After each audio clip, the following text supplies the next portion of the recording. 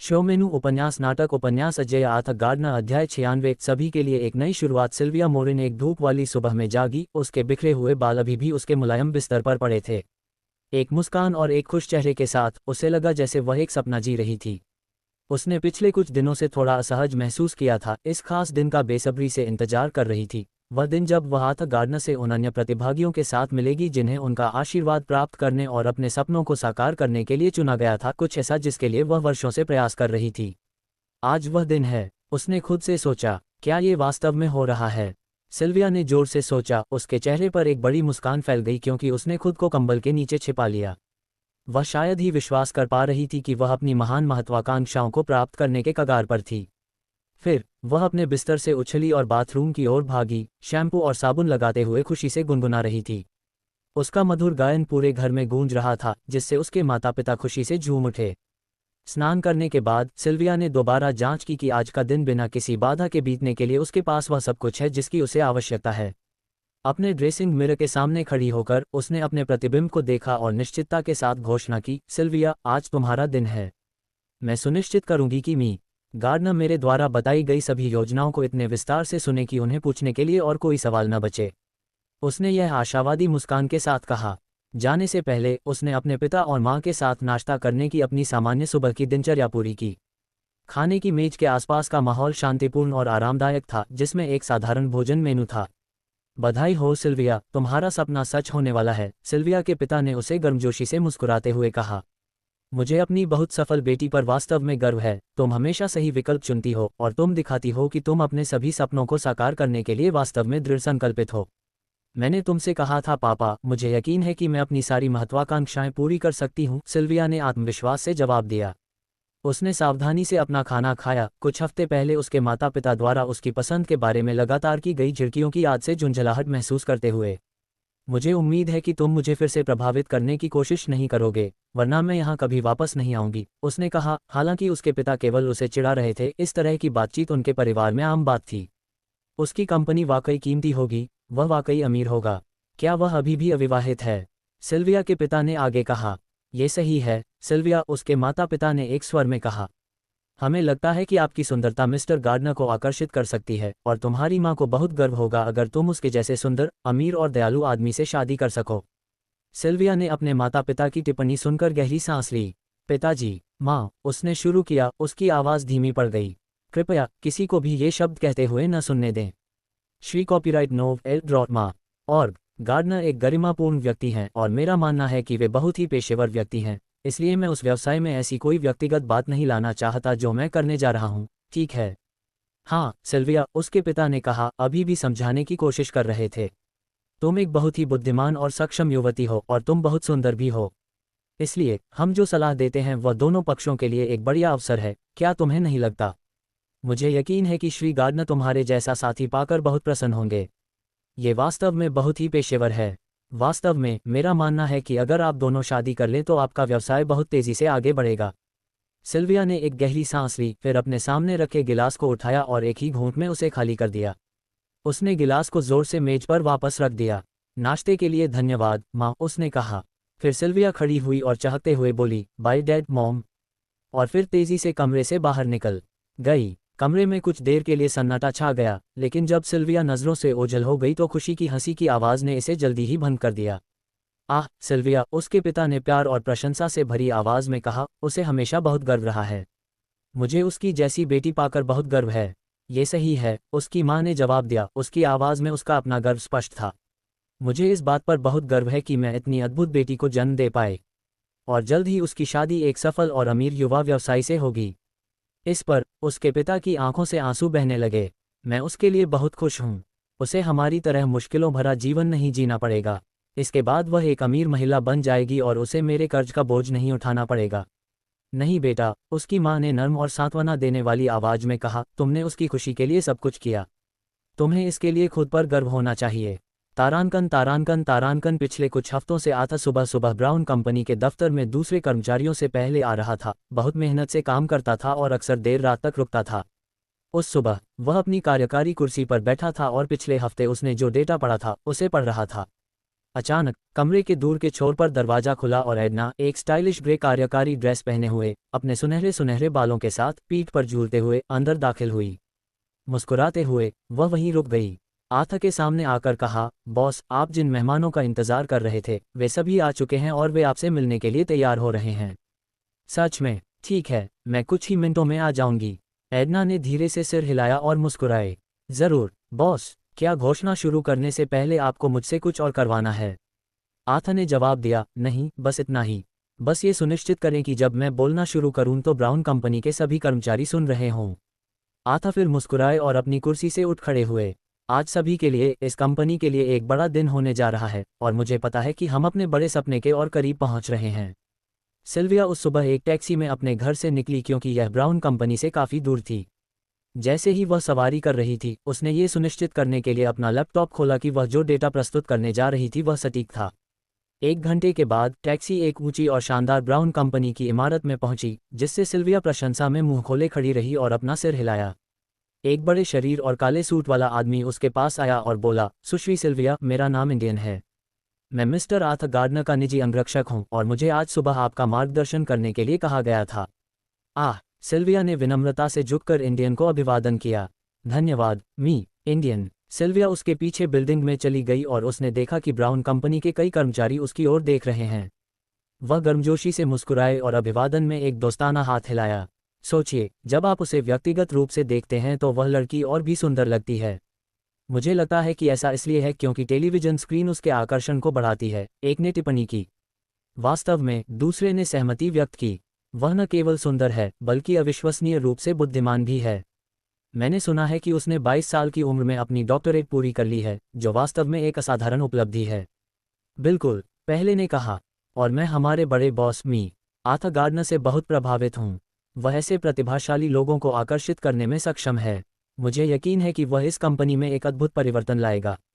वह जो भी कदम उठाता है वह वाकई अविश्वसनीय होता है और ऐसा कुछ जिसकी कोई उम्मीद नहीं कर सकता।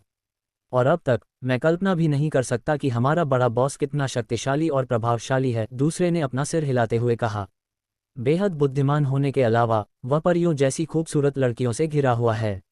मैंने सुना है कि हमारे बॉस का क्लॉडिना के साथ भी एक खास रिश्ता है, उसने आगे कहा, और मुझे आश्चर्य नहीं होगा अगर वे दोनों वास्तव में डेटिंग कर रहे हों। मुझे लगता है कि बॉस या तो उन सभी खूबसूरत लड़कियों को डेट कर रहा है या उनसे शादी कर रहा है, उसने निष्कर्ष निकाला, और यह अभी भी बहुत स्वाभाविक होगा क्योंकि मैं देखता हूं कि वे वास्तव में उनकी प्रशंसा और सम्मान करते हैं। सिल्विया इंडियन के पीछे वीआईपी लिफ्ट में गई और एक बड़े कमरे में गई जहां उसने कई जाने पहचाने चेहरे देखे, बिजनेस टेकओवर के अन्य प्रतिभागी जिन्हें आर्थर ने भी चुना था। हाय सभी, गुड मॉर्निंग, सिल्विया ने मुस्कुराते हुए कहा और बची हुई कुर्सी पर बैठ गई। सभी ने अभिवादन का आदान प्रदान किया और किसी के लिए घबराहट में इंतजार कर रहे थे जब अचानक कमरे के अंत में दरवाजा खुला और आर्थर गार्डनर अंदर आया। उसके साथ एक लड़की थी जिसके चमकीले सुनहरे बाल थे, जिसकी सुंदरता की तुलना नहीं की जा सकती थी। गुड मॉर्निंग सभी, आर्थर ने कहा, और कमरे में मौजूद सभी लोग खड़े हो गए और उसका अभिवादन किया। अध्याय की रिपोर्ट करें, टिप्पणियां, संपर्क, टॉस साइट मैप दान करें, मेनू दिखाएं, उपन्यास, नाटक, उपन्यास, अध्याय 97, प्रगति करने के लिए सहयोग करना। गुड मॉर्निंग सभी, आर्थर ने कहा, उस कुर्सी की ओर बढ़ते हुए जिस पर उसे बैठना था। उसके सामने 5 लोगों ने एक साथ सलामी के साथ उसका अभिवादन किया। आर्थर उन 5 लोगों को देख सकता था जिन्हें उसने अपने व्यावसायिक विचार को वित्तपोषित करने के लिए चुना था। इनमें सिल्विया, फैन तियान और 3 अन्य व्यक्ति शामिल थे। कृपया बैठ जाए, आर्थर ने कहा। उसका गरिमापूर्ण व्यवहार उसकी मात्र 25 वर्ष की कम उम्र को झुठला रहा था। 5 लोग उसके पीछे पीछे आए, अपनी सीटों पर घबराते हुए और आर्थर का सामना करते हुए। आर्थर आरामदायक कार्यकारी कुर्सी पर बैठ गया, उसके चेहरे पर शांत और मिलनसार भाव बना रहा।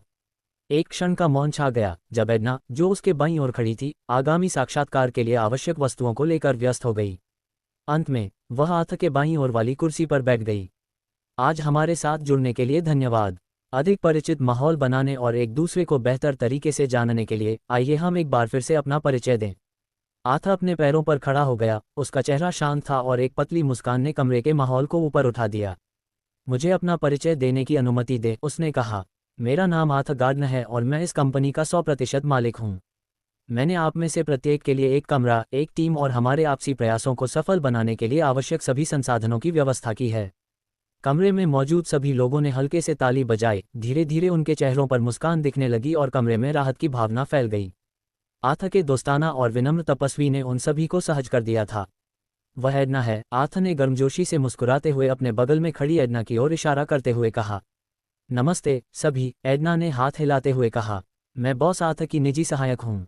अगर आपको कुछ चाहिए या अगर आप बिग बॉस से मिलने का समय लेना चाहते हैं तो कृपया बेझिझक हमसे संपर्क करें, मुझसे संवाद करें, उसने विनम्रता से कहा। उसकी मित्रता और सहजता ने सभी को मुस्कुराने पर मजबूर कर दिया। मुझे उम्मीद है कि आप सभी आराम करेंगे और एक दूसरे को बेहतर तरीके से जान पाएंगे, एडना ने आगे कहा। हमारे बड़े बॉस कमरे में गर्मजोशी और दोस्ताना माहौल पसंद करते हैं। वे कोई तानाशाह नहीं हैं, इसलिए बेझिझक अपनी बात कहें। ठीक है। कमरे में मौजूद सभी लोगों ने सिर हिलाया। उसकी बातें सुनने के बाद वे ज्यादा सहज महसूस कर रहे थे। बॉस आथ निश्चित रूप से बुद्धिमान है, उनमें से एक ने खुद से सोचा, इस तथ्य की प्रशंसा करते हुए कि उनके निजी सहायक में भी उनकी मौजूदगी में खुलेआम उनकी प्रशंसा करने का साहस था। ये स्पष्ट था कि आथ एक बहुत ही मिलनसार व्यक्ति थे जो अपने लिए काम करने वालों के साथ अच्छे संबंध बनाना चाहते थे। सिल्विया ने एक पल के लिए अपनी आंखें बंद कर लीं, अपने अंदर उमड़ रहे उत्साह का आनंद लेते हुए। मुझे ये जगह वाकई पसंद है और मिस्टर गार्डनर और सुश्री एडना बहुत मिलनसार हैं, उसने खुद से सोचा। उन्हें निराश न करने के लिए अपनी पूरी कोशिश करने का दृढ़ निश्चय किया। फैन तियान, जो उनके बीच बैठा था, ने महसूस किया कि उसके ऊपर प्रशंसा की लहर दौड़ गई क्योंकि सम्मानित आथ, एक उच्च पदस्थ और धनी व्यक्ति, ने उसके साथ सम्मानपूर्वक व्यवहार किया।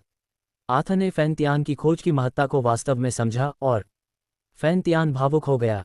उसने अपने आविष्कार को पूर्ण करने के लिए अपना शेष जीवन समर्पित करने की कसम खाई। मैं वास्तव में आभारी हूँ, उसने कहा। कृपया परिचय दें, आथ ने कहा। अपने आप को संभालो। सिल्विया खड़ी हो गई, अपने कपड़े ठीक करने लगी। उसके लहराते और पेशेवर ढंग से स्टाइल किए गए भूरे बालों ने उसके चेहरे को पूरी तरह से घेर रखा था, जो गंभीरता, व्यावसायिकता और सुंदरता का मिश्रण था, जिसने उसे देखने वाले को मोहित कर लिया। उसने बोलना शुरू किया। हाय, मेरा नाम सिल्विया है। मैं श्री गार्डनर द्वारा हम सभी के लिए, खासकर मेरे लिए किए गए कामों के लिए अपनी गहरी कृतज्ञता व्यक्त करना चाहती हूँ। मैंने कभी उम्मीद नहीं की थी कि मेरे विचार, जिन्हें दूसरे लोग पागलपन और निरर्थक मानते थे, श्री गार्डनर से इतने खुले दिमाग से मिलेंगे। वह उन पर विचार करने के लिए भी तैयार थे। सिल्विया एक पल के लिए रुकी और अपनी नज़रें नीचे करके एक धीमी, गहरी सांस ली। वह गहराई से भावुक हो गई। उसका दृढ़ स्वभाव आथ को जानने की खुशी से अभिभूत हो गया।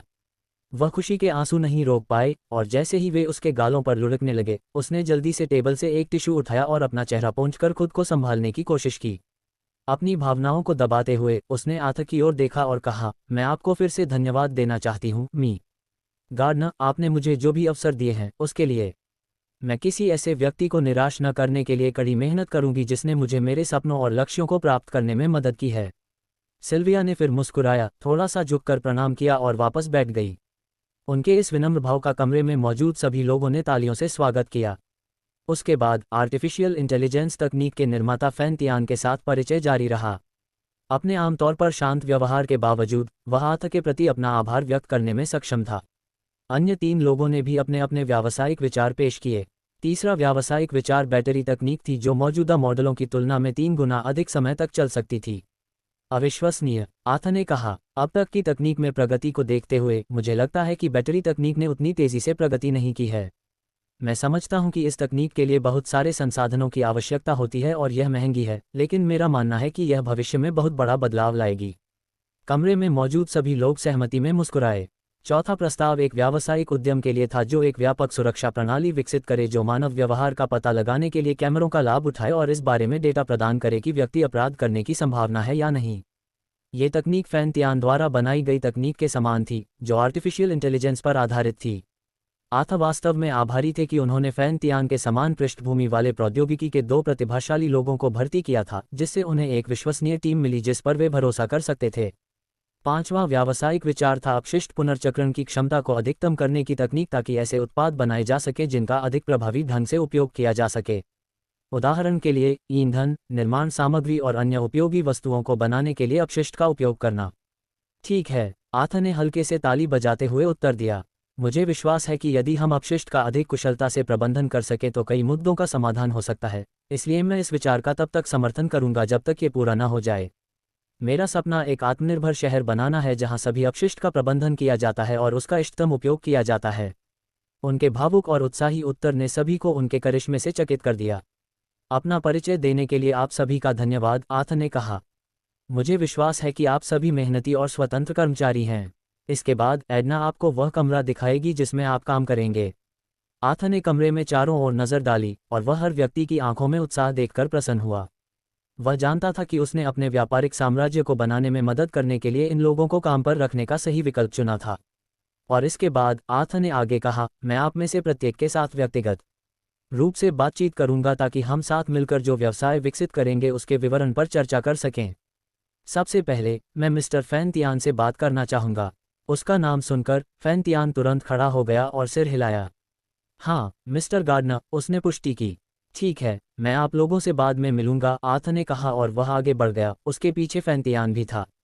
एडना, जो कमरे में रह गई थी, उसने एक बार ताली बजाई जिससे बाकी लोग उठ खड़े हुए। स्वप्निल अवस्था, मुझे पता है कि आप सभी यह जानने के लिए उत्सुक हैं कि आप किस कमरे में काम करेंगे, उसने विनम्रता से कहा। अब मेरे पीछे आओ। अध्याय की रिपोर्ट करें, टिप्पणियां, संपर्क, टॉस साइट मैप, दान करें, मेनू दिखाएं, उपन्यास, नाटक, उपन्यास, अजय आथ गार्डनर। अध्याय 98, सीमाओं को तोड़ना। आथ ने कमरे का दरवाजा खोला और जैसे ही वह अंदर गया, प्रकाश अपने आप चालू हो गया। कमरे में एक तरफ कई बड़े करीने से व्यवस्थित कंप्यूटर थे और दूसरी तरफ एक कमरा था जिसमें एक बड़ी मशीन थी जो डेटा प्रोसेसिंग सर्वर के रूप में काम करती थी। आथा ने फैन तियान को अंदर आने दिया, फिर धीरे से कहा, मैंने आपके लिए ये कमरा तैयार किया है ताकि आप जिस तकनीक को परिष्कृत कर रहे हैं उसके साथ अपना शोध कर सकें। फैन तियान, जो कभी केवल इतनी पूरी सुविधा का सपना देख पाया था, जब उसने आथा द्वारा उसके लिए तैयार की गई सारी तकनीक देखी तो वह कुछ पल के लिए अवाक रह गया।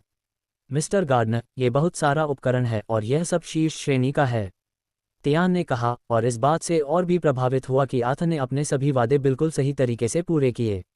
बहुत बढ़िया, चलो सब कुछ सेट कर देते हैं ताकि आप जल्द से जल्द सभी सुविधाओं का उपयोग शुरू कर सकें, आथा ने जवाब दिया। कई मिनट बाद अपने आर्टिफिशियल इंटेलिजेंस तकनीक को विकसित करने के लिए इस्तेमाल किए गए सभी डेटा को स्थानांतरित करने के बाद फैन तियान और आथा एक बड़ी कंप्यूटर स्क्रीन के सामने बैठ गए। तो आपको अपना शोध पूरा करने में कितना समय लगेगा, मिस्टर फैन तियान? आथा ने पूछा। कृपया मुझे मेरे नाम से बुलाएं, मिस्टर गार्डनर, तियान ने जवाब दिया। ठीक है, आथा ने स्वीकार किया। तियान ने फिर कहा, मुझे एक शक्तिशाली मशीन की आवश्यकता है जैसे कि आपने प्रदान की है ताकि मेरी आर्टिफिशियल इंटेलिजेंस प्रशिक्षण प्रक्रिया जल्दी से आगे बढ़ सके। लेकिन अभी भी एक समस्या है जिसे मैं अभी तक हल नहीं कर पाया हूं और ऐसा लगता है कि इसका समाधान खोजने में मुझे 2 से 4 महीने और लगेंगे। आथा फैन तियान की व्याख्या सुनने के लिए रुका, अपने सामने कंप्यूटर स्क्रीन को देखता रहा। बेशक उसे समझ में नहीं आया कि तियान क्या चर्चा कर रहा था। उसने हाल ही में कंप्यूटर के बारे में सीखना शुरू किया था और उसे ऐसी उन्नत तकनीक का ज्ञान नहीं था। वह किस बारे में बात कर रहा है? उसने सोचा। होस्ट, क्या आप उन कौशलों के बारे में पूछना चाहेंगे जिनकी आपको श्री फैन तियान की सहायता करने के लिए आवश्यकता है? आथा ने सिस्टम के प्रस्ताव पर विचार करते हुए एक पल के लिए विराम लिया। ठीक है, उसने आखिरकार कहा। कृपया मुझे बताएं, मुझे किन कौशलों की आवश्यकता है, सिस्टम? मेरा विश्लेषण बताता है कि कंप्यूटर के साथ काम करने में सक्षम होने के लिए आपको प्रोग्रामिंग कौशल की आवश्यकता है। कोडिंग। मिस्टर फैन तियान द्वारा किए गए सभी शोधों को पढ़ें और आर्टिफिशियल इंटेलिजेंस की बेहतर समझ हासिल करें। इसके अतिरिक्त एआई से संबंधित समस्याओं को तैयार करने और हल करने में सक्षम होने के लिए तर्क कौशल आवश्यक हैं। आथा ने धीरे से सिर हिलाया, उसकी नज़र उसके सिस्टम में प्रदर्शित वीआईपी पॉइंट्स पर टिकी हुई थी। मुझे लगता है कि मेरे पास अभी के लिए पर्याप्त अंक हैं, उसने कहा। 190। मुझे नहीं लगता कि इन 2 उच्च मांग वाले कौशल को अनलॉक करने के लिए कुछ का उपयोग करने से मुझ पर कोई हानिकारक प्रभाव पड़ेगा। उसने एक गहरी सांस ली और कुछ सोचने के बाद उसने फैसला किया। सिस्टम, 30 वीआईपी अंकों के साथ प्रोग्रामिंग को अनलॉक करें। मैं ये सुनिश्चित करना चाहता हूं कि मैं इस बहुत मूल्यवान कौशल की पूरी क्षमता को अनलॉक करूं और मैं लॉजिक पर अन्य 20 अंक का उपयोग करूंगा। ठीक है मेज़बान, कृपया अपनी नई क्षमताओं के साथ नई दुनिया का आनंद लें, ऐसी क्षमताएं जो शायद पृथ्वी पर केवल कुछ ही मनुष्य सर्वोत्तम रूप से प्राप्त कर सकते हैं। कौशल 8, प्रोग्रामिंग 30, विशेषज्ञ तर्क 20, उन्नत। तुरंत आथा को लगा कि उसका सिर थोड़ा चक्कर खा रहा है क्योंकि लाखों जानकारी उसके दिमाग में आ रही थी। आमतौर पर वह बहुत शांत महसूस करता था, लेकिन अब उसका सिर विभिन्न प्रकार की सूचनाओं से भरा हुआ था जिसे वह नए अधिग्रहित कौशल के साथ संसाधित करना चाहता था। क्या हो रहा है? उसने जोर से सोचा। ये पहली बार था जब उसने कौशल को उसकी पूरी क्षमता तक अनलॉक किया था और ऐसा लग रहा था जैसे वह एक नए प्राणी में बदल गया हो, ज्ञान की बाढ़ उसकी चेतना में भर गई हो। यह एहसास उस समय की तुलना में अलग था जब उसने शारीरिक गति की आवश्यकता वाले कौशल जैसे ड्राइविंग और शूटिंग को अनलॉक किया था। दूसरी ओर प्रोग्रामिंग और लॉजिक कौशल ने उसके पूरे दिमाग की क्षमता को खा लिया। आथा को अचानक मिचली आने लगी, मानो अचानक ज्ञान की बाढ़ से उसका दिमाग अभिभूत हो गया हो। सिस्टम, उसने कहा, उसकी आवाज़ कमज़ोर थी। मुझे लगता है कि अगर मैं इन 2 नए कौशलों को बनाए रखना चाहता हूं जो मैंने अभी सीखे हैं, तो मुझे अपनी मानसिक क्षमता को उन्नत करने की ज़रूरत है। आर्थर ने धीरे से सिर हिलाया, यह महसूस करते हुए कि अपने दिमाग की क्षमता को उन्नत करने में निवेश करना एक ऐसा निर्णय था जिसका उसे कभी पछतावा नहीं होगा। ठीक है, उसने धीरे से कहा, मैं अपने दिमाग को उन्नत करने के लिए 30 वीआईपी पॉइंट का उपयोग करूंगा। ठीक है, होस्ट, आपकी इच्छा ही मेरी आज्ञा है। Host, Arthur Gardner. शरीर 70 उत्कृष्ट, दिमाग 85 असाधारण, वीआईपी पॉइंट 110। तुरंत आर्थर ने कुछ ऐसा महसूस किया जो उसने पहले कभी अनुभव नहीं किया था। उसका दिमाग, जो पहले इतना भारी था कि वह लगभग बेहोश हो जाता था, अचानक ऐसा लगा जैसे कि यह बहुत बड़े आकार में फैल गया हो। इस नई स्पष्टता के साथ वह अपने सामने खड़ी बाधा अंडरवर्ल्ड को पार करने का रास्ता देख पा रहा था। उसे लगा कि उसे पूरा भरोसा था कि वह जानता था कि इसे बेहतर तरीके से हल करने के लिए अपने संसाधनों का उपयोग कैसे करना है। कॉपीराइट नवंबर एल ड्रमा ऑग। आर्थर ने मुस्कुराते हुए और संतुष्टि में धीरे धीरे सिर हिलाते हुए विराम लिया। होस्ट, 85 के दिमाग के साथ आप पहले से ही इतिहास में उन चुनिंदा मनुष्यों में से एक हैं जिन्होंने वर्तमान में आपके पास मौजूद बुद्धिमत्ता हासिल की है। इसके अलावा आप इसे 100 या उससे अधिक तक बढ़ा सकते हैं, जिससे आप और भी उल्लेखनीय बन जाएंगे। धन्यवाद सिस्टम, आर्थर ने जवाब दिया। मैंने कभी सपने में भी नहीं सोचा था कि ऐसा कुछ हासिल किया जा सकता है। अब मुझे जो अपग्रेड मिला है उसके साथ मैं पूरी तरह से अलग व्यक्ति की तरह महसूस कर रहा हूँ। फैन तियान, जो अध्ययनशील चुप्पी के साथ आर्थर को देख रहा था, अभी भी चुप था क्योंकि ऐसा लग रहा था कि आर्थर गहरी सोच में था। कुछ क्षणों के बाद उसने पूछने का साहस जुटाया, श्री गार्डनर, क्या मैं किसी भी तरह से सहायता कर सकता हूँ? आर्थर ने आखिरकार तियान के प्रश्न का उत्तर दिया। नहीं नहीं। ठीक है, अब आइए देखें कि आपके आई शोध में क्या समस्या आ रही है। तियान, उन्होंने कंप्यूटर स्क्रीन की ओर इशारा करते हुए कहा। तियान ने सिर हिलाया और अनिच्छा से स्क्रीन की ओर मुड़ा, समस्या को समझाने की कोशिश कर रहा था। श्री गार्डनर, मुझे यकीन नहीं है कि मैं अपनी समस्या को स्पष्ट रूप से बता पाऊंगा। मेरा मतलब है, तियान आर्थर को इस तरह के जटिल मामले को समझाने के प्रयास के लिए शर्मिंदा नहीं करना चाहता था, इसलिए उसने झिझकते हुए और इस बारे में गंभीरता से सोचा कि प्रोग्रामिंग और कंप्यूटर की दुनिया से अपरिचित किसी व्यक्ति के लिए इसे कैसे शब्दों में व्यक्त किया जाए। आपको चिंता करने की ज़रूरत नहीं है, कृपया आगे बढ़ें और समस्या को विस्तार से समझाएं, आर्थर ने कहा, फिर रुक गया। मैंने पहले प्रोग्रामिंग का अध्ययन किया है, इसलिए उम्मीद है कि मैं कुछ मदद कर सकता हूँ। ठीक है, श्री गार्डनर, तियान ने उत्तर दिया। तियान ने तुरंत आर्थर को समस्या को अधिक विस्तार से समझाना शुरू कर दिया, एक पल के लिए भी संकोच नहीं किया। बीच बीच में वह आर्थर की ओर देखता था, जो ध्यान से सुन रहा था। तो समस्या इसलिए है क्योंकि आपके पास सीमित डेटा है? आर्थर ने पूछा। जब आर्थर ने उससे ये सवाल पूछा तो तियान अचानक चुप हो गया। एक आर्टिफिशियल इंटेलिजेंस शोधकर्ता के रूप में, जिसने इस क्षेत्र को कई साल समर्पित किए थे, वह पूरी तरह से समझ गया था कि वह जिस क्षेत्र का अध्ययन कर रहा था वह ऐसा कुछ नहीं था जिसे आसानी से समझा जा सके। हालांकि आर्थर को लगता था कि वह जिन मुद्दों का सामना कर रहा था, उन्हें वह सिर्फ एक स्पष्टीकरण से समझ गया था। मिस्टर गार्डनर, हाँ, मुझे सीमित डेटा के साथ एक चुनौती का सामना करना पड़ रहा है। तियान ने फिर गहरी प्रशंसा के साथ आर्थर की ओर रुख किया। आपने मेरी कही गई हर बात को इतनी जल्दी कैसे समझ लिया? आर्थर ने शांति से जवाब दिया, मैं बस अनुमान लगा रहा था, लेकिन अगर यह वास्तव में डेटा के साथ समस्या है, मुझे विश्वास है कि मैं इस समस्या को और अधिक तेजी से सुलझाने में आपकी मदद कर सकता हूँ। तियान पूरी तरह से हैरान था और मानो उसका दिमाग बंद हो गया हो। उसे यकीन ही नहीं हो रहा था कि जिस अविश्वसनीय रूप से जटिल मुद्दे से वह निपट रहा था, उसे वास्तव में आर्थर गार्डनर ने समझा था, जिसके बारे में उसने कभी नहीं सोचा होगा कि उसे आर्टिफिशियल इंटेलिजेंस की इतनी व्यापक समझ होगी। उसने एक बार फिर अपना सिर हिलाया और आखिरकार उसके चेहरे पर मुस्कान आ गई। मिस्टर गार्डनर, उसने माफ़ी मांगते हुए कहा, मुझे आश्चर्य है कि आप मेरी मुश्किल को इतनी आसानी से समझ पाए। मुझे आप पर शक करने के लिए खेद है। अध्याय की रिपोर्ट करें, टिप्पणियां, संपर्क, टॉस साइट में दान करें, मेनू दिखाएं, उपन्यास, ड्रामा, उपन्यास, अजय आर्थर गार्डनर, अध्याय 99। मैं अजय हूं। आर्थर ने आर्टिफिशियल इंटेलिजेंस का विश्लेषण किया जिस पर फैन तियान ने इतने सालों तक काम किया था। अपनी नई क्षमता के साथ वह आसानी से तकनीक की सभी विशेषताओं को समझने में सक्षम था। वह इसके संभावित अनुप्रयोगों से चकित था। तियान, आर्थर ने अपनी सांस के नीचे बड़बड़ाया, फिर अपने बगल में बैठे तियान की ओर मुड़ा। मिस्टर गार्डनर, तियान ने जवाब दिया, मैंने जिस तकनीक पर वर्षों से शोध किया है उसका गहन विश्लेषण करने के बाद मुझे अभी एहसास हुआ कि आपके द्वारा बनाई गई आर्टिफिशियल इंटेलिजेंस में बिजनेस टेकओवर में आपके द्वारा प्रस्तुत की गई विशेषताओं से कहीं अधिक विशेषताएं हैं। तियान ने प्रेजेंटेशन के दौरान केवल इतना कहा था कि उनकी आई ने रसद लागत को कम करने के लिए डिलीवरी उद्देश्यों के लिए ड्रोन को नियंत्रित करने के साधन के रूप में काम किया। हालांकि जब आथा ने इस मामले में और गहराई से जाना तो उन्हें एहसास हुआ कि आई बहुत अधिक जटिल कार्य और निर्णय लेने में सक्षम थी। ऐसा लगता है कि आपकी आई का उपयोग रोबोट या किसी और चीज़ जैसी मानव आकार की मशीन को शक्ति प्रदान करने के लिए भी किया जा सकता है, आथा ने टिप्पणी की। आथा के शब्दों को सुनकर फैन तियान विस्मय की स्थिति में आ गया। वह इस बात से चकित था कि आथा ने कितनी जल्दी अपने द्वारा बनाई गई आई को समझ लिया था। हाँ मिस्टर गार्डनर, उसने अंततः उत्तर दिया, धीरे से अपना सिर हिलाते हुए। मैं आपको ये पहले न बताने के लिए क्षमा चाहता हूँ। मुझे डर है कि अगर बहुत से लोगों को इस तकनीक के बारे में पता चल गया तो मुझे मानवता को नुकसान पहुंचाने वाले व्यक्ति के रूप में देखा जा सकता है। इसलिए मैंने सब कुछ सार्वजनिक रूप से नहीं बताया। लेकिन अगर आप मेरे शोध के लिए धन मिलने से असहमत हैं तो मैं पद छोड़ने के लिए तैयार हूँ। आथा ने जल्दी से अपना सिर हिलाया। नहीं, मैं ऐसा बिल्कुल नहीं कह रहा था, उसने कहा। लेकिन अगर यह आय और भी बड़ी उपलब्धियों के लिए सक्षम है तो क्या मैं इसमें आपके द्वारा डाली गई सभी सुविधाओं का पूरा उपयोग कर सकता हूँ? तियान ने निगल लिया और धीरे से सिर हिलाया। मी गार्डनर, उन्होंने शुरू किया, मुझे इसकी परवाह नहीं है कि आप इसे आय के साथ क्या करते हैं तकनीक। जब तक मैं अपना शोध जारी रख पाऊँ और सीख पाऊँ, मैं संतुष्ट हूँ। आथा ने फिर सिर हिलाया।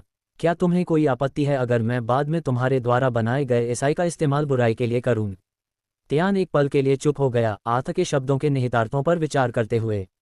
वह अपना शोध जारी रखने के लिए उत्सुक था और अगर आथा ऐसा करने के लिए आवश्यक धन मुहैया करा सकता है तो वह संतुष्ट से भी अधिक होगा। लेकिन अगर आथा ने आई का इस्तेमाल बुरे उद्देश्यों के लिए करने का इरादा किया? नहीं, तियान ने दृढ़ता से उत्तर दिया। मैं अपनी बनाई हुई तकनीक पर तुम्हें भरोसा दे रहा हूँ मिस्टर गार्डनर।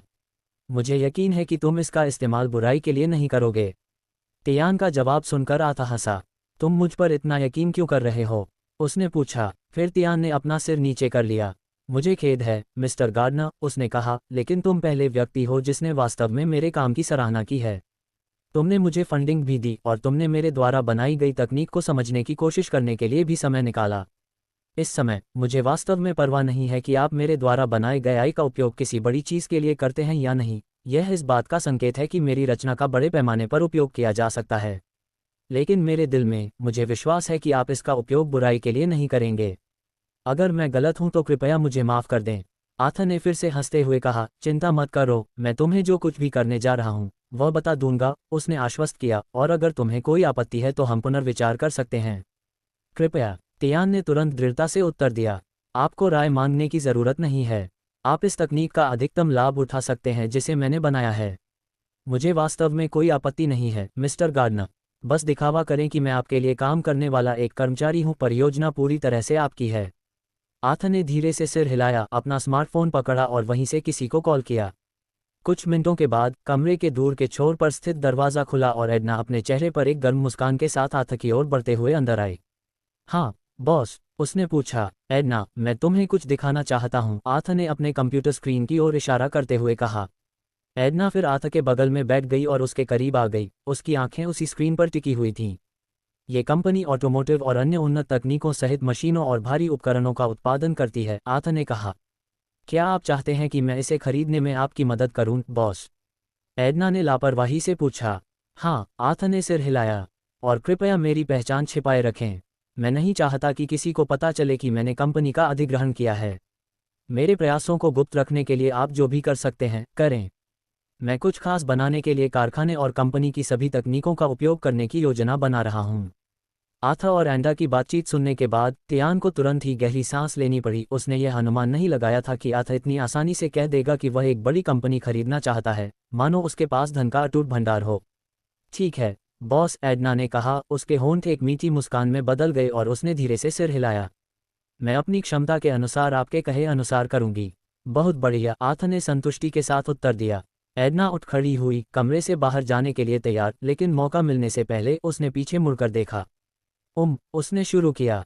हाँ एडना, बॉस, माफ़ करें, क्या आप अन्य सहकर्मियों के साथ व्यावसायिक चर्चा स्थगित करना चाहते हैं? वे 5 घंटे से आपका इंतज़ार कर रहे हैं और वे चिंतित हो रहे होंगे। सच में, आथा ने आश्चर्य से कहा। उसे आश्चर्य हुआ कि वह इतने लंबे समय से तियान के साथ बातचीत कर रहा था। वह पूरी तरह से नई जानकारी और ज्ञान में डूबा हुआ था जिसने उसकी रुचि जगाई थी। ठीक है, मुझे 5 मिनट दीजिए, इसके बाद मैं दूसरों के साथ चर्चा जारी रखूंगा, उसने उत्तर दिया। एडना ने सिर हिलाया और गर्मजोशी से मुस्कुराए। ठीक है बॉस, उसने कमरे से बाहर जाने से पहले कहा। एडना के जाने के बाद आथ वापस लौटा और तियान को नई कंपनी को पहले ही खरीदने के अपने इरादे के बारे में बताया। मैं आपके द्वारा विकसित की गई आई का उपयोग करके एक अधिक उन्नत तकनीक बनाने की उम्मीद कर रहा हूं, उसने विस्तार से बताया। हालांकि तियान ने केवल धीरे से सिर हिलाया, उसके चेहरे पर आश्चर्य की झलक थी क्योंकि उसे अभी भी आथ द्वारा उठाए जाने वाले कदमों की उम्मीद नहीं थी। क्या आप अंडरवर्ल्ड के बारे में जानते हैं, तियान? आथ ने गंभीर भाव से कहा। हाँ, तियान ने स्वीकृति में सिर हिलाते हुए उत्तर दिया। मैंने सुना है कि उनका हमारे जीवन पर कितना प्रभाव है, मी गार्डनर, और मैंने ये भी सुना है कि वे उच्च श्रेणी के अपराधी हैं जो सरकार चलाने में भी सक्षम हैं। आथ ने आगे कहा, क्या आपको कोई आपत्ति है अगर मैं उन्हें नष्ट करने के लिए आपके द्वारा बनाई गई तकनीक का उपयोग करूं? आथ के सुझाव पर तियान अवाक रह गया। वह अंडरवर्ल्ड को नष्ट करने के आथ के इरादे से नहीं बल्कि ऐसा करने में आथ की निडरता से हैरान था। मी गार्डनर, तियान ने झिझकते हुए जवाब दिया, कृपया मुझे बताएं कि आपकी योजना को सुविधाजनक बनाने के लिए मुझे क्या करना होगा। मैं आपकी मदद करने के लिए जो भी करना होगा करूंगा, भले ही इसका मतलब ज्यादा मेहनत करना और कम आराम करना हो। आथ मुस्कुराया और अपनी कुर्सी से खड़ा हो गया, धीरे से तियान के कंधे को थपथपाया। तुमने अपना सर्वश्रेष्ठ किया है, उसने आश्वस्त करते हुए कहा। बस वही करते रहो जो तुम कर रहे हो, मुझे अपने तरीके से मदद करने दो। आथ फिर गहरी सांस लेते हुए और उसे धीरे धीरे छोड़ते हुए आगे बढ़ गया। उसने अंडरवर्ल्ड को हराने की एक योजना बना ली थी, जो तकनीक का उपयोग करना था। ये जानते हुए कि वे उसे हराने के लिए दृढ़ थे, आथ कुछ खास तैयारी के साथ आया था। आथ को एक ऐसी प्रणाली का वरदान प्राप्त था जो उसे ऐसी क्षमताएं और चमत्कार प्रदान करती थी जिनकी कोई कल्पना भी नहीं कर सकता था। आथ कोई साधारण व्यक्ति नहीं था। उन्हें ये जानने की जरूरत है कि मैं अजय हूं, उसने फुसफुसाते हुए कहा जब वह उस कमरे की ओर बढ़ा जहां सिल्विया इंतजार कर रही थी। आथ ने दरवाज़ा खटखटाया और अंदर से सिल्विया की आवाज़ सुनकर उसे खोल दिया। जैसे ही वह अंदर गया, उसने सिल्विया को वहां खड़े देखा। उसके चेहरे पर एक मुस्कान थी जो उसकी ओर थी। उसी क्षण सिल्विया को अचानक लगा कि उसका दिल तेजी से धड़क रहा है, जैसे कि आथ के उसके करीब आने पर उसकी सारी ऊर्जा पूरी तरह से खत्म हो गई हो। उसने अपनी नज़र ज़मीन पर गिरा दी और धीमी आवाज़ में बुदबुदाया, मुझे क्या हो रहा है? मैं मिस्टर गार्डनर के सामने इतनी घबराई हुई क्यों हूँ? अध्याय की रिपोर्ट करें, टिप्पणियां संपर्क टॉस साइट मैप दान करें, मेनू दिखाएं, उपन्यास ड्रामा उपन्यास अजय आथ गार्डनर अध्याय 100 द परफेक्ट कैंडिडेट। हाय, मैं आपको इंतजार करवाने के लिए माफ़ी चाहता हूँ, आथ ने सिल्विया के पास जाते हुए कहा, जिसका चेहरा लाल हो गया था। उसने चिंता में अपनी भौहें सिकुड़ी और सोचा, क्या वह बीमार महसूस कर रही है? आह नहीं, मिस्टर गार्डनर, सिल्विया ने जवाब दिया। उसकी आवाज़ अचानक लड़खड़ा गई क्योंकि वह अपने शब्दों को खोजने के लिए संघर्ष कर रही थी। उसने आथ की आंखों से बचते हुए अपनी नज़रें हटा लीं। सिल्विया को लगा कि उसकी घबराहट बढ़ गई है क्योंकि उसे एहसास हुआ कि उसे सीधे आथ से भिड़ना होगा। किसी कारण से यह उसके लिए एक अपरिचित स्थिति थी। फिर भी आथ के आकर्षण और करिश्मे ने उसे पूरी तरह से असंतुलित कर दिया और उसे समझ में नहीं आया कि क्या करना है। उस पल आथ को सिल्विया से कुछ अजीब सा महसूस हुआ, इसलिए उसने अपना सिर झुकाया ताकि वह उसके थोड़े से शर्मीले चेहरे को बेहतर ढंग से देख सके। माफ़ करना सुश्री सिल्विया, उसने पूछा। उसकी आवाज़ कोमल और देखभाल करने वाली थी। क्या आप अस्वस्थ महसूस कर रही हैं? आथ की हरकत से सिल्विया चौंक गई, थोड़ा पीछे हट गई क्योंकि उसके चेहरे पर लाली छा गई। ओह नहीं मिस्टर गार्डनर, उसने जवाब दिया। उसकी आवाज़ थोड़ी डगमगा रही थी। मैं ठीक हूँ। ठीक है, चलो भविष्य में हम जो व्यवसाय करेंगे उसके बारे में बात करते हैं, आथ ने कमरे के बीच की ओर इशारा करते हुए कहा जहां एक सोफा रखा हुआ था। फिर वह चला गया और सोफे पर बैठ गया। उनके सामने एक बड़ी स्क्रीन और एक लैपटॉप था जिसे आथ ने अपनी व्यावसायिक योजना के बारे में अधिक जानकारी प्रस्तुत करने के लिए सेट किया था। सिल्विया चली गई और खड़ी हो गई क्योंकि पास की एक स्क्रीन ने उसके द्वारा तैयार किए गए कुछ प्रस्तुतियों को प्रदर्शित करना शुरू कर दिया था। वास्तव में, उन्होंने कहा, मैं एक ऐसी योजना पर विचार कर रहा था जो लगभग आपकी योजना के समान थी, सुश्री सिल्विया। हालांकि मुझे यकीन नहीं था कि इसे कैसे करना है, इसलिए जब मैं आपसे मिला तो मैं बहुत खुश हुआ, जिसका दृष्टिकोण बिल्कुल मेरे जैसा ही था। सिल्विया चुप हो गई, उसकी नज़र आथ पर टिकी हुई थी क्योंकि वह उसके करिश्मे से अचंभित थी। उसने एक धीरे से सिर हिलाते हुए, धन्यवाद मी गार्डनर, मुझे उम्मीद है कि मैं जो प्रस्तुत करने जा रही हूँ उससे आप निराश नहीं होंगे। और उसने अपनी आवाज़ को नर्म रखते हुए कहा, कृपया मुझे मेरे नाम से ही बुलाएं, सिल्विया। मैं अभी आपके लिए काम कर रही हूँ, आखिरकार। बेशक, सिल्विया, आथ ने मुस्कुराते हुए जवाब दिया। उसके बाद सिल्विया ने अपनी व्यावसायिक योजनाओं के बारे में विस्तार से बताना शुरू किया, कभी कभी आथ की ओर देखती, जो ध्यान से सुन रहा था। क्या आप आगे बढ़ने से पहले कुछ पूछना चाहते हैं, मी गार्डनर? नहीं, मैं अब तक अच्छी तरह से समझ रही हूँ। मैं अपने सवालों को अंत तक बचा कर रखूंगी और अगर मुझे लगता है कि मुझे कुछ तुरंत पूछना है तो मैं तुरंत पूछूंगी। उसके बाद सिल्विया ने कुछ मिनट बाद तक अपनी प्रस्तुति की विषय वस्तु को विस्तार से समझाना जारी रखा। आथा ध्यान से सुन रहा था। उसे यह जानकर आश्चर्य हुआ कि उसने वास्तव में इसे इतनी सावधानी से योजनाबद्ध किया था। हालांकि उनके सामने एक बड़ी समस्या थी जिसका वे सामना कर रहे थे। आथा को अपनी भव्य योजनाओं को वहां बनाने के लिए गोल्डन लेक द्वीप पर भूमि का एक बड़ा हिस्सा हासिल करना था। यह एक चुनौती होगी, उन्होंने कहा। मी गार्डनर, सिल्विया ने अपनी घबराहट को शांत करने के लिए एक गहरी सांस लेते हुए कहा, मुझे खेद है, मुझे शुरू से ही पता था कि मेरी योजना अव्यावहारिक थी।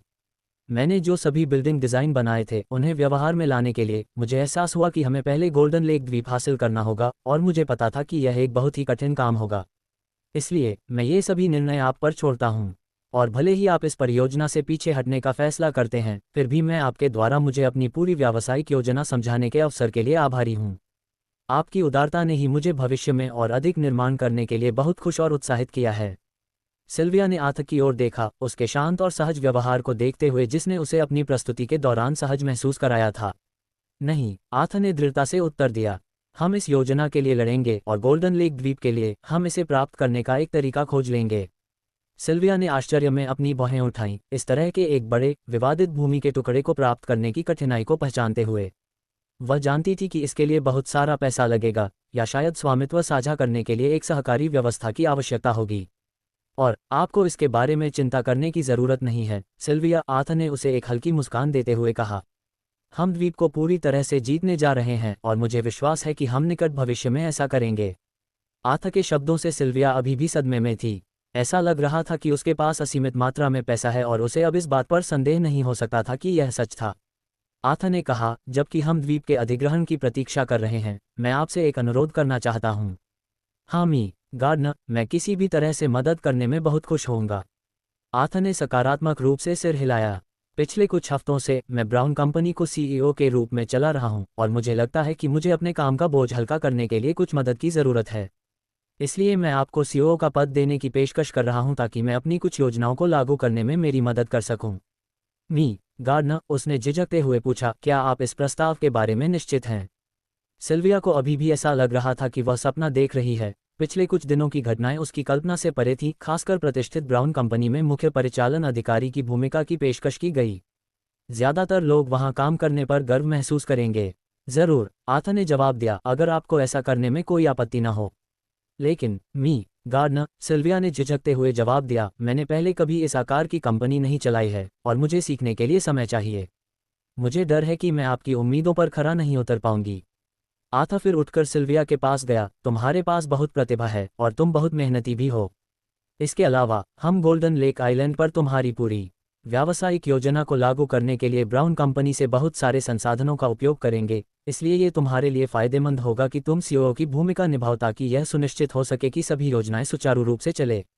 आथा के स्पष्टीकरण के जवाब में सिल्विया अभी भी चुप थी, धीरे धीरे अविश्वास में अपना सिर हिला रही थी। ऐसा नहीं था कि वह मना कर रही थी, लेकिन उसने उम्मीद नहीं की थी कि आथा उस पर इतना भरोसा दिखाएगा। तुम अब वास्तव में अपनी क्षमता दिखा रही हो और मुझे यकीन है कि सीईओ बनना तुम्हारे लिए कोई समस्या नहीं होगी, उसने निष्कर्ष निकाला। सिल्विया ने फिर अपना सिर नीचे किया, उसका दिल अचानक खुशी से भर गया और उसके गालों पर आंसू बहने लगे। उसने आथा की ओर देखते हुए अपने नम चेहरे को छिपाने की कोशिश की, तुमने मुझ पर इतना भरोसा किया है, भले ही तुम मुझे मुश्किल से जानते हो।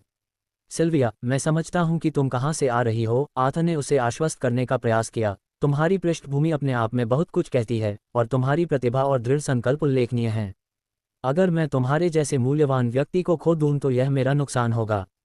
उसकी निगाह में एक ईमानदारी थी जो ये संकेत दे रही थी कि वह हर शब्द का मतलब समझता था।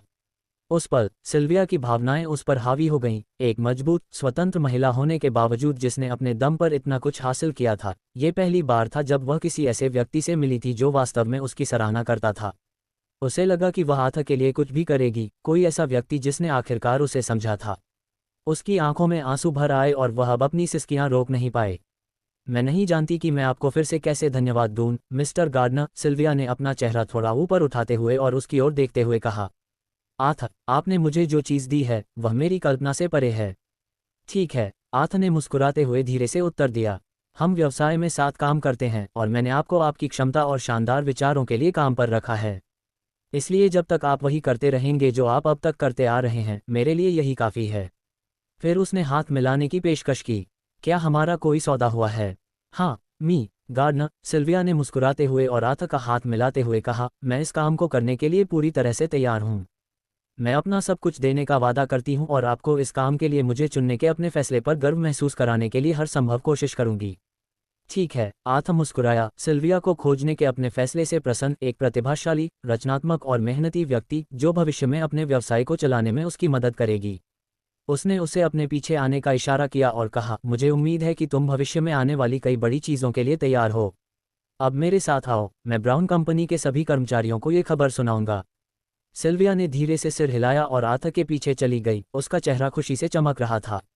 उसे यकीन नहीं हो रहा था कि उसने जो मेहनत की थी वह आखिरकार रंग ला रही थी। बहुत बहुत धन्यवाद मिस्टर आर्थर गार्डनर। उपन्यास सबसे पहले इस वेबसाइट पर अपडेट किया जाएगा। कल वापस आकर पढ़ना जारी रखें सभी लोग। अध्याय की रिपोर्ट करें, टिप्पणियां, संपर्क टॉस साइट में दान करें। मेरा वीडियो देखने के लिए धन्यवाद।